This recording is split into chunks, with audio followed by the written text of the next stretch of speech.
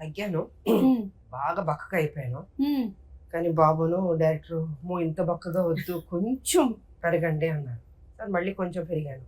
దాన్ని మెయింటైన్ చేయడానికి మనకి సంవత్సరం పట్టింది నాకు. ఏప్రిల్ 5th స్టార్ట్ చేసాం సంవత్సరం కదా, Shooting సంవత్సరం April పట్టింది. అంటే ఆ వెయిట్ ని అంటే ఆ అలాగే పోలీస్ క్యారెక్టర్ కాబట్టి ఫిట్ గా ఉండాలి. అది షేప్ అవుట్ అయిపోతే చండాలంగా ఉంటుంది. కరెక్ట్ ఎప్పుడైనా ఆ గెటప్ లో చూస్తున్నప్పుడు కర్తవ్యం గుర్తుకొస్తుంది ఆడియన్స్ కి. కరెక్ట్. సో అలా చూసుకోవాలంటే నేను పర్ఫెక్ట్ గా ఉండాలి. సో దానికి కొంచెం జాగ్రత్తలు తీసుకుని మెయింటైన్ చేస్తూ, అప్పుడప్పుడు ఇబ్బందులు పడుతూ, నోరు కట్టుకుంటూ, తిండి తినకుండాను.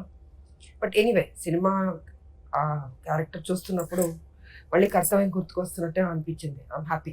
మీరు కర్తవ్యం చేసినప్పుడు కూడా ఇన్ని జాగ్రత్తలు తీసుకున్నారు? అప్పుడు జాగ్రత్తలు లేదు, అస్సలు లేదు. శుభ్రంగా తినేసేదాన్ని బికాస్ ఐ వాజ్ యంగ్. ఇప్పుడు మనం పెద్దోళ్ళు అయిన తర్వాత బాడీ మనం చెప్పినట్టు విందు, కానీ మనం చెప్పినట్టు వినేటట్టు చేయాలి, బెండ్ తీయాలి. అప్పుడు కేర్ తీసుకున్నారో లేదో తెలియదు కానీ ఇప్పుడు మాత్రం కేర్ తీసుకోలేదండి. అంటే ఫైట్స్ జరిగేటప్పుడు రిస్క్ టేకింగ్ అండ్ ఈ డేరింగ్ అనేది మీకు చిన్నప్పటి నుంచి ఉందా విజయశాంతి గారు? నేను కర్తవ్యం తర్వాత నుంచి నాలో తెలియని ఒక మార్పు వచ్చింది. సో హ్యావ్ టు డూ అన్నది నాకు లోపల నుంచి చెప్తూ ఉంటుంది, చేద్దాం చేద్దాం అని. హీరోయిన్ లో ఎక్కడ తక్కువ కాకూడదు కదా. అవును అవును. సో ఆ హీరో ఇమేజ్ వచ్చిన తర్వాత ఏదైనా కొత్తదనం, కొత్తగా చేయాలి, అది కొంచెం కష్టమైనా కూడా ఇష్టంతో చేయాలి అన్న దీంతో చేసేదాన్ని.